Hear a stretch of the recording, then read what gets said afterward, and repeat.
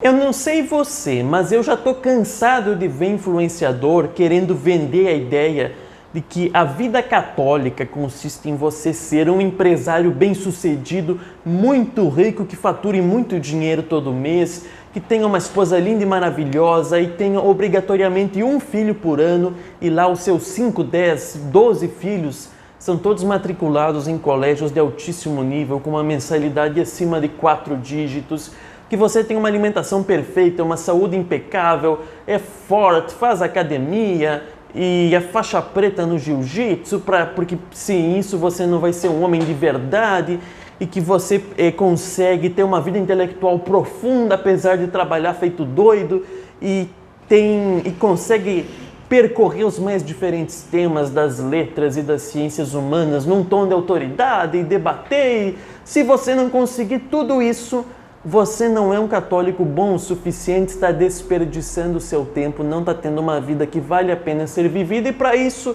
precisa passar por mais uma imersão para se tornar um homem de verdade, receber ali um evento gratuito, comprar um curso e por fim uma mentoria particular, individual, com preço caríssimo. O catolicismo não é isso. E depois que o escândalo do Miguel Soriani veio à tona, e se você não sabe quem ele é, assim como eu também não sabia antes dos escândalos dele virem à tona, ele era eu vou falar um pouco mais sobre esse caso em seguida, mas ele era um dos expoentes dessa bolha católica gourmetizada das redes sociais que, desde então, eu acho que já faz umas 2 semanas da exposição dele, mais e mais católicos vêm fazendo vídeos e conteúdos combatendo essa bolha insuportável e artificial que tenta vender essa ideia como se o catolicismo consistisse na plenitude da felicidade natural que é possível ter nessa terra, fugindo da cruz.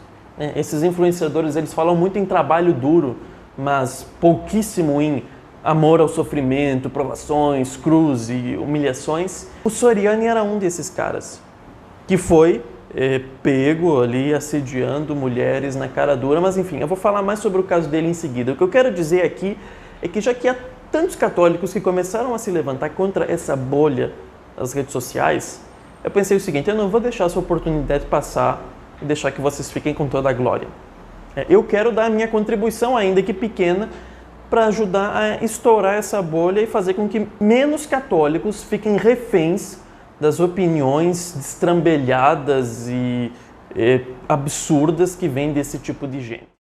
O que eu me refiro aqui por bolha católica? Eu estou me referindo sobretudo a esses influenciadores que nas redes sociais apresentam uma imagem idealizada e romantizada deles mesmos. O produto que eles vendem em primeiro lugar é a sua própria imagem.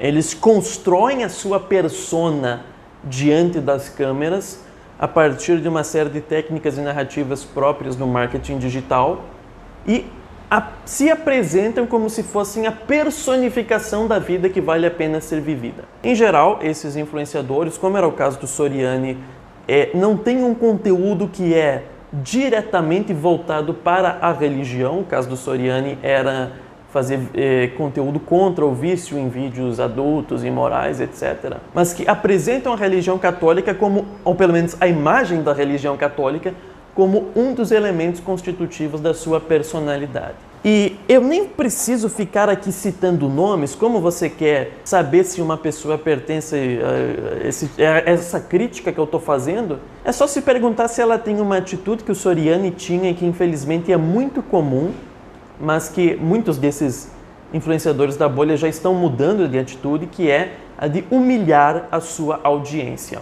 Quantas vezes você vê nas redes sociais lá um psicoterapeuta, o doutor masculino, o senhor vida intelectual, a madame modéstia, a senhorita modéstia, abre ali uma caixinha de perguntas e o seu público vai lá e pede conselhos, pede orientações, pede com educação, pede com respeito, conselhos, apresenta dúvidas, às vezes até dúvidas que não é conveniente apresentar numa caixinha no Instagram.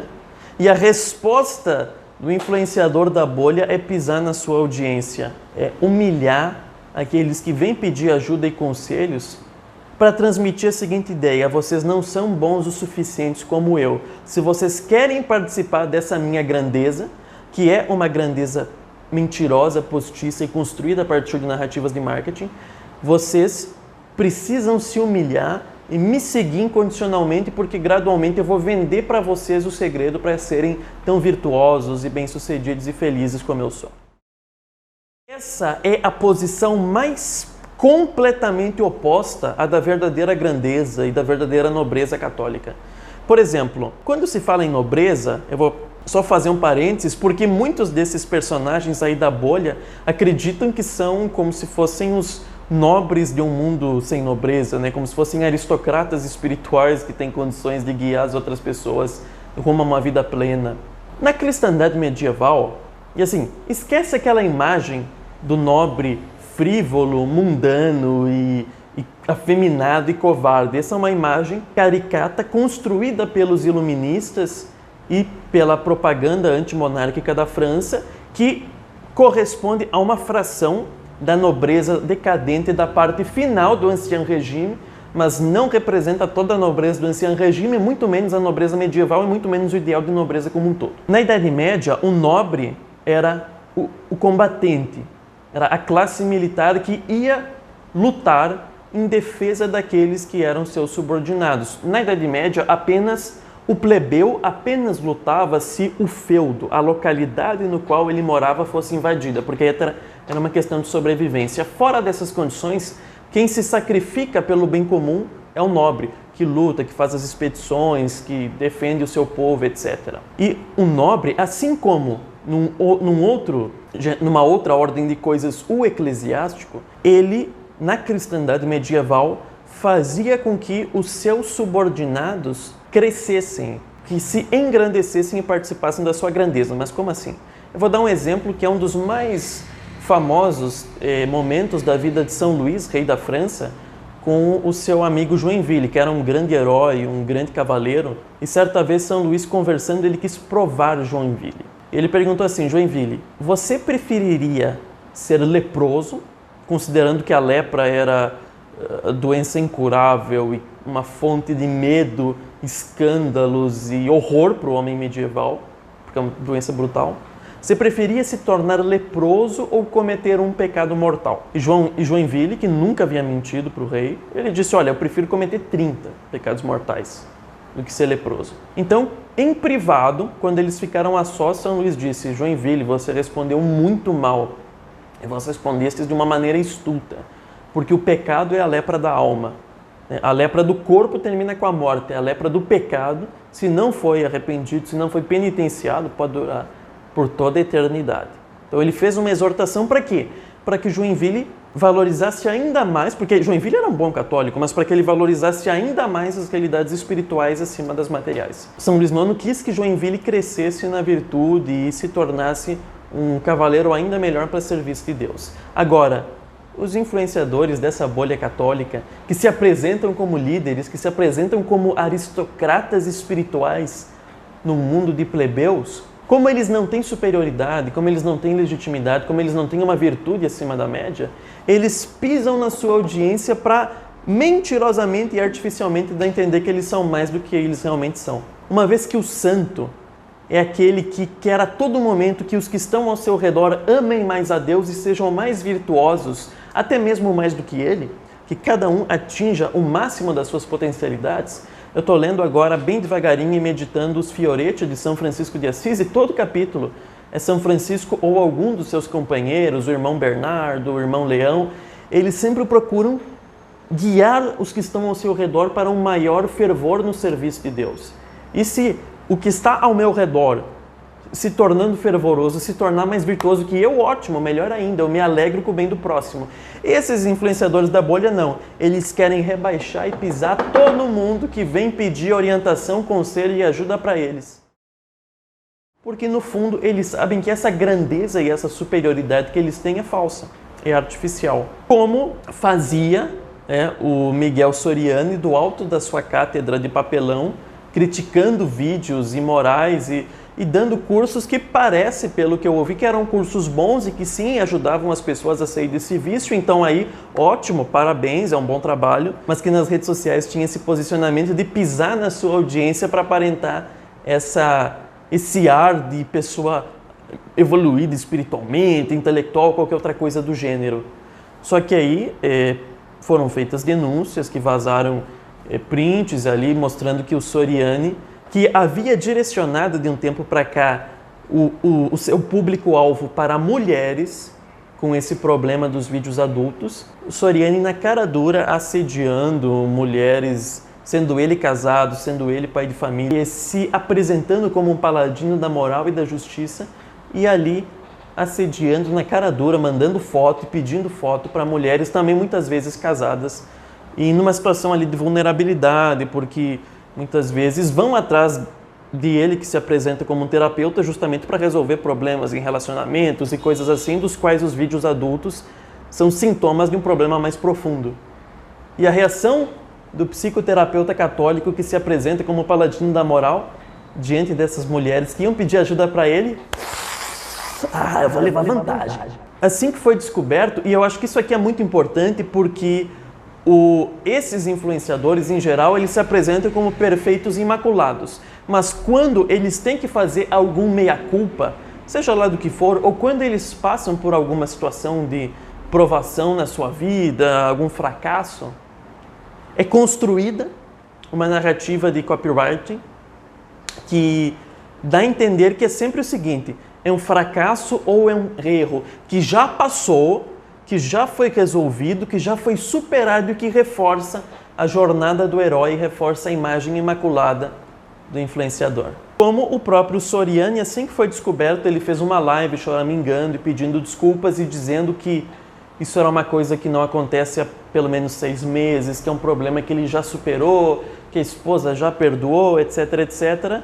E no dia seguinte apareceram mais prints mostrando que na véspera dessa live choramingando desculpas, ele continuava assediando mulheres. E ele inclusive passou a montar um grupo no Telegram, enviando ali conteúdo para supostamente esclarecer todo o mal entendido, enviando um vídeo diário, né, como uma forma de se retratar perante a sua audiência, mas já faz pelo menos uns 4 ou 5 vídeos, portanto uns 4 ou 5 dias que ele mantém o mesmo discurso meio terapeuta e meio coach, como se a audiência dele estivesse precisando de mais conteúdo contra os vídeos adultos, ao invés de querer ouvir a retratação que ele tem a fazer.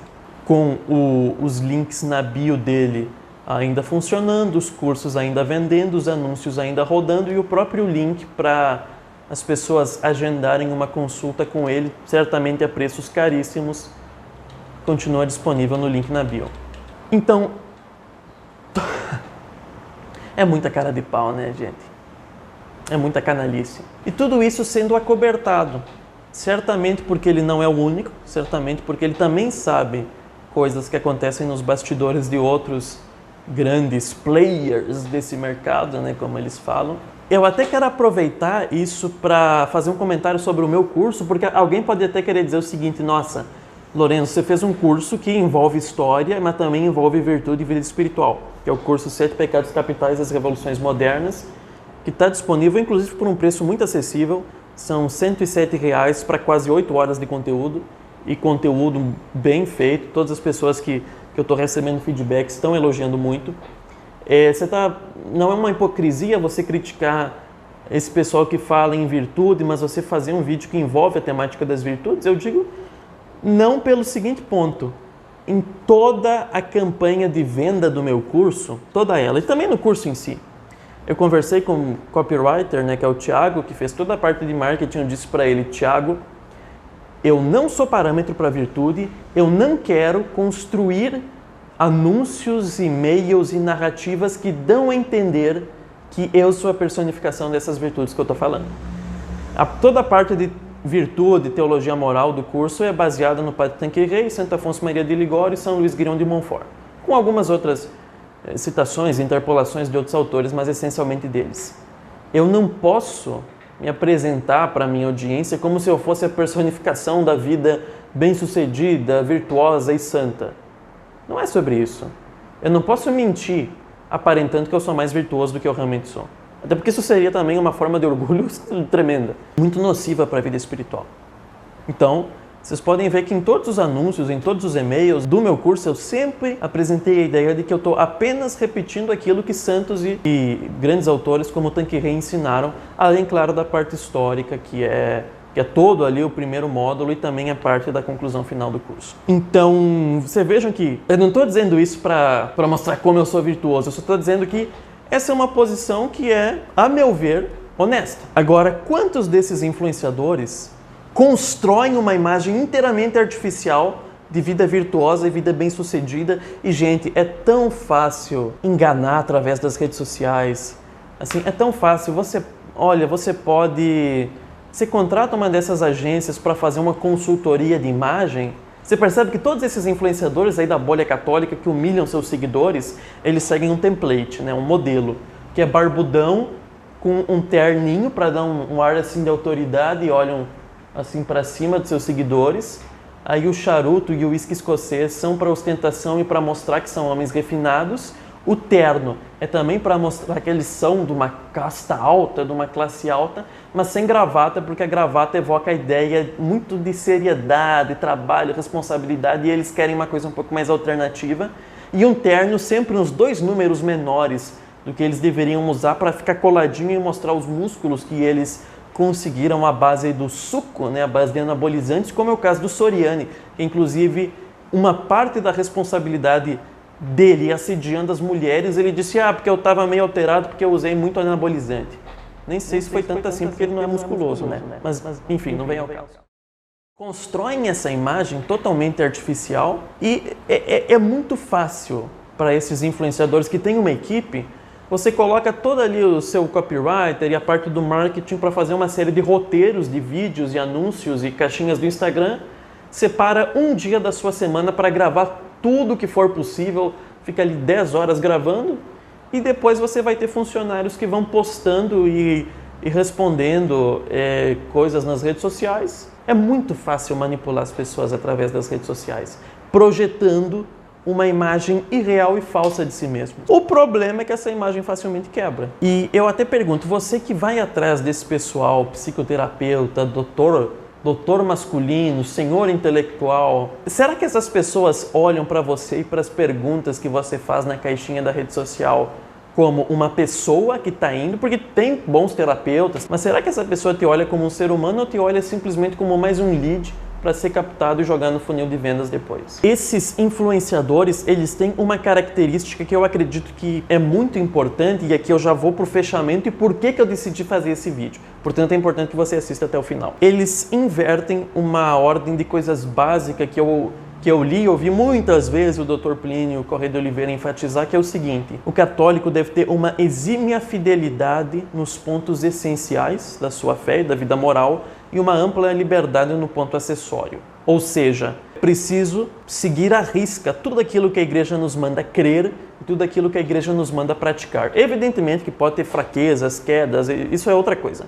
Mas uma ampla fidelidade no que é essencial e uma liberdade naquilo que é acessório. Esses influenciadores, eles dogmatizam pontos inteiramente secundários. Eu nem vou entrar, porque eu poderia fazer uma parte só sobre a Madame Modeste, as senhoritas virtude, que são Barbies católicas, né, que fazem um conteúdo que parece corroborar aquela ideia de que a mulher deve ser fútil e só se preocupar com batons, sapatos e roupas, porque elas são exatamente assim, só que com o adesivo da modéstia na frente. Então são meninas que ameaçam com as chamas do inferno todas as outras meninas que não estão cobrindo o braço até o cotovelo, ou cujo vestido chega até o tornozelo, ou eu sei que tem até algumas que implicam com certas cores de esmalte ou de batom, como se determinadas cores fossem intrinsecamente ligadas a meretrizes ou mulheres levianas ou qualquer outra coisa do gênero, mas que passaram pano. E quando veio à tona os assédios feitos pelo Miguel Soriani contra mulheres, simplesmente passaram pano dizendo que nós não podemos julgar, quem está de pé cuide para não cair, como se por um lado não ficassem a todo momento julgando as pessoas por motivos muito mais fúteis e segundo, como se esses assédios contínuos, né, cotidianos do Soriani fossem meras tentações. E quando a gente vê os prints, a gente percebe que é ele que tentava as mulheres, né? Não eram seguidoras que iam lá. Pode ter acontecido também, seguidoras que iam lá dar em cima dele, mas há prints que mostram mulheres indo pedir ajuda e querendo marcar terapia e ele mandando foto pelado. Então vejam a hipocrisia dessas pessoas. É preciso ter uma ampla fidelidade no essencial e uma liberdade no acessório. Só que aqui, eu acho que esse é o ponto fundamental de por que eu quis gravar esse vídeo. Nós não podemos cair no extremo oposto, porque já tem gente que, de um lado, critica bem esta bolha e toda a série de obrigatoriedades secundárias que eles colocam nas pessoas, de metas irrealizáveis, de pontos que a igreja nunca definiu como obrigatórios para a sua audiência seguir. E em reação a eles, há também um outro grupo de influenciadores que querem vender para você a ideia de que o catolicismo é simples, é fácil, é despojado e não precisa de tanto esforço. É uma mentira completa. Porque nós estamos vivendo numa época que é absolutamente neopagã e anticristã. Nós poderíamos, a grosso modo, resumir a história dos católicos na sua relação com a sociedade temporal, com o Estado e a cultura de um modo geral, em 3 grandes blocos. A Igreja Antiga, onde os católicos surgiram sem nenhum poder político, sem nenhum poder militar, e foram se espalhando e convertendo, mas sendo sistematicamente perseguidos, tanto pela sinagoga, quanto depois, numa escala maior, pelo Império Romano e também pelos outros reinos que os cristãos se espalharam. Depois, a conversão, a segunda etapa agora, a conversão do Império Romano e a conversão dos povos bárbaros que derrubaram o Império Romano, fez com que a igreja gradualmente construísse uma civilização, construísse a cristandade. Porque o homem não pode ser católico apenas quando ele está na igreja. Ele precisa ser católico em todos os momentos da sua vida. Por isso que o Estado deve ser católico, por isso que a cultura deve ser católica. E gradualmente a igreja foi construindo uma civilização que pegou o que havia de bom no mundo antigo, porque não dá para dizer que tudo no mundo pagão era ruim. Haviam coisas muito boas entre os gregos e os romanos, aliadas a erros muito graves. A igreja filtrou isso sob o crivo da fé e da moral e inseriu dentro de uma cultura católica. E houve então a cristandade. E por fim, do final da Idade Média para a nossa época, gradualmente a cristandade foi sendo autodemolida, porque não foram muçulmanos, não foram pagãos, foram católicos que gradualmente demoliram a cristandade. E todas essas grandes revoluções, humanismo, renascença e protestantismo, depois a Revolução Francesa, depois a Revolução Comunista, depois a Revolução Cultural, são diferentes capítulos de uma grande revolução e de uma única revolta contra a ordem cristã que floresceu na Idade Média. E, portanto, querer vender a ideia de que o catolicismo é muito fácil, é muito simples, e não exige tanto esforço e tanta neura em se opor ao espírito do mundo, isso não me desce. Porque nós vivemos numa sociedade que foi construída através de contínuas revoltas e negações da ordem cristã que floresceu na Idade Média. Então, nós somos levados, pelo nosso contexto, a acreditar, a praticar e a gostar de coisas que são frutos de um processo histórico anticristão. E que, se nós não estivéssemos nesse contexto, nós não apoiaríamos, não acreditaríamos e não praticaríamos. Então, uma parte significativa da nossa vida espiritual, sim, tem que ter esse caráter contra-revolucionário, que é combater todas essas influências do mundo moderno e dos seus valores anticristãos sobre a nossa alma e sobre a nossa vida. E, por outro lado, diante desse momento terrível que é a crise e a autodemolição na igreja, nossa vida espiritual não pode ficar alheia aos problemas e interesses concretos da igreja e dos últimos resíduos de civilização cristã que existem no mundo.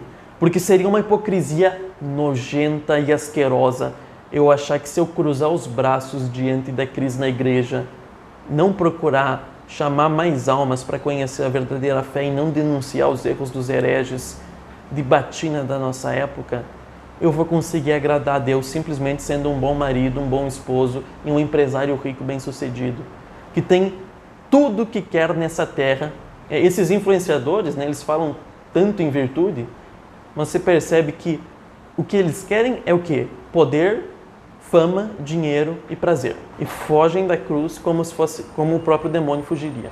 Então, é claro que eu não posso cruzar os braços diante dessa abominação que eu vejo na igreja e na sociedade como um todo. E que são abominações que, inclusive, confirmam a minha fé. Porque assim, eu acho que diante de certas manifestações da revolução cultural hoje, não tem como negar a existência do demônio e não tem como negar que, acima de tudo, o demônio odeia a religião católica e aí o próprio demônio faz um bom trabalho de apologética a nosso favor. Então, por um lado, é preciso tomar distância dessas pessoas que vendem uma espécie de teologia da prosperidade católica, que pegam o que tem de pior na mentalidade dos Estados Unidos e importam para cá como se isso fosse a quintessência do catolicismo, mas ao mesmo tempo não cair nesse erro de um catolicismo xoxo, aguado, fácil e simplório, que outros estão vendendo como uma falsa reação para esse problema real. Eu teria muito mais a falar a respeito dessa bolha, mas eu não costumo fazer vídeos de opinião por aqui. Eu acredito que a principal mensagem desse vídeo é ir contra essa bolha e ajudar a estourar ela, mas sem cair nessa aí de achar que o catolicismo é uma coisa fácil e que o mundo moderno, no fundo, não é tão ruim assim, porque criticá-lo demais é cair numa espécie de neurose.